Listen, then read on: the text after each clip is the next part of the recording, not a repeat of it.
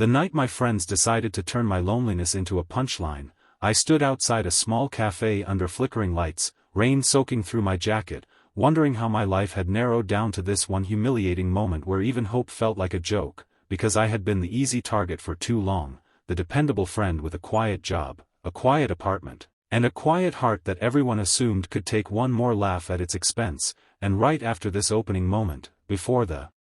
story pulls you deeper, if you believe in kindness, second chances, and the idea that life can surprise you when you least expect it, please take a second to like this video, comment, share it with someone who needs hope, subscribe to the channel, and tell us in the comments where you are watching from, because stories like this connect us across places and pain in ways we never expect. I had agreed to the date because Lucas and Ben insisted it would be funny, because Sarah said I needed to loosen up, because after years of being the responsible one who paid bills on time and showed up when others failed, I secretly wanted to feel chosen, even if it was by accident, and as I pushed open the cafe door, the warmth and smell of coffee hit me like a memory of better days, and that was when I saw her sitting alone near the window, Maya, with tired eyes that still carried light, hands wrapped around a chipped mug as if it were the only steady thing in her world, and something inside me shifted in a way that made the laughter I expected from my friends fade into irrelevance. My friends had told me she would be late, awkward, completely wrong for me, but the truth unfolding in front of me felt heavier and truer than their careless cruelty, because Maya was not a joke. She was a person who looked like she had been bruised by life but refused to let it harden her, and as we sat together in that quiet corner, time slowed, not because sparks flew like in movies, but because there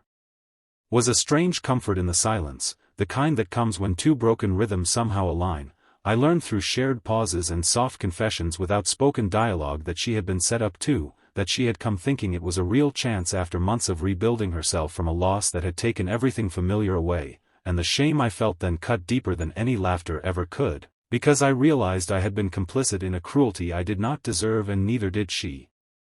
And as the evening unfolded, the cafe lights dimmed, the rain softened outside, and we lingered not out of obligation but out of mutual reluctance to return to lives where people assumed we could be used for entertainment. The days that followed were messy and uncertain, because my friends brushed it off as harmless fun while I pulled away, struggling with anger, guilt, and the fear that I might lose the fragile connection forming with Maya if she ever believed I had known the truth from the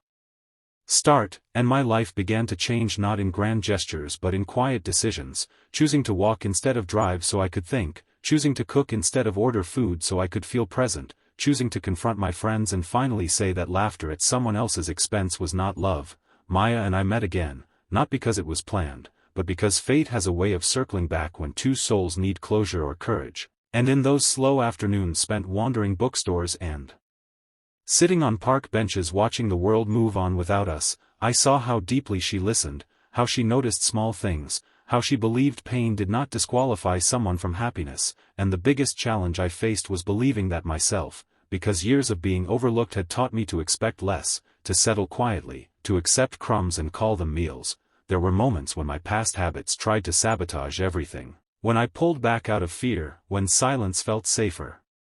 than honesty, when I almost let a beautiful thing fade because I was afraid it was temporary. But Maya's presence became a mirror, reflecting not who I was pretending to be, but who I could become if I stopped apologizing for existing. As seasons changed, so did my understanding of love, not as fireworks or perfection, but as patience, as choosing to stay even when old wounds ache, as laughing together about the absurd way we met without letting it define us. And the day I realized my whole life had changed was not marked by celebration, but by a quiet morning when I woke up knowing I was no longer waiting to be chosen, because I already was. My friends eventually noticed the difference, the steadiness in my voice, the boundaries in my actions, and some relationships fell away while others grew healthier, and I learned that losing people who only valued you as a joke is not a loss at all. Just before the ending, please pause for a moment and comment below what this story reminds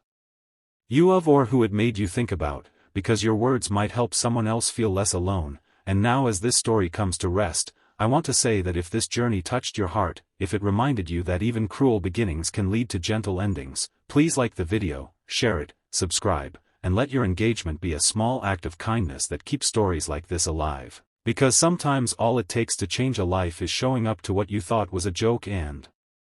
discovering it was the moment you finally found your way home.